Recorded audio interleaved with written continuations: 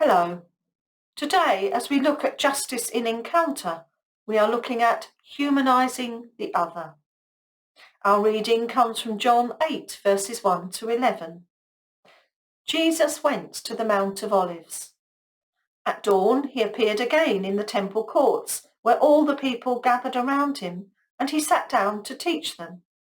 The teachers of the law and the Pharisees brought in a woman caught in adultery. They made her stand before the group and said to Jesus, "Teacher, this woman was caught in the act of adultery.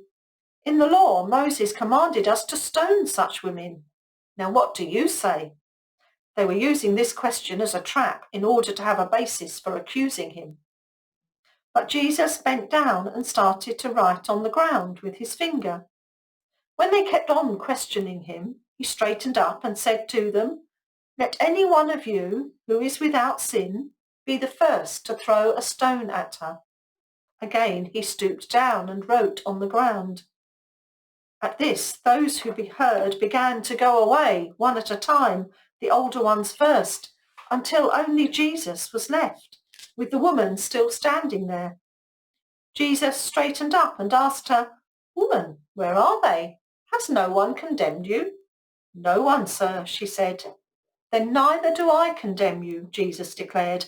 "Go now and leave your life of sin." It is easy to reduce justice to laws, rules, regulations, and to forget real complicated people with their messy histories and relationships. But if real people disappear, justice does too.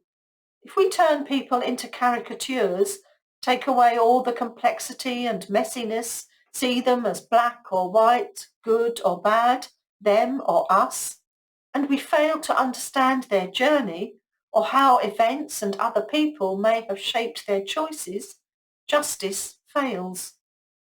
Here, the Pharisees attempt to shame a woman caught in adultery and quote the rules which say she should die. It isn't that the rules don't matter. Jesus makes that clear when he tells the woman, "Go now and leave your life of sin." But he sees a whole person brought to him on her own for a crime which can only be committed jointly. His response forces the Pharisees and bystanders to see themselves as equal to the woman, all sinners in need of grace.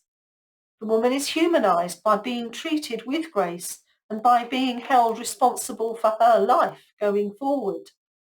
The Pharisees are humanized too, no longer faceless, perfect judges, but fellow, fallible people. True justice is a meeting of persons. Our prayer.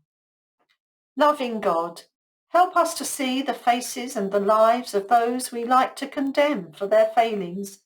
Give us the grace to hold together accountability and mercy. Amen.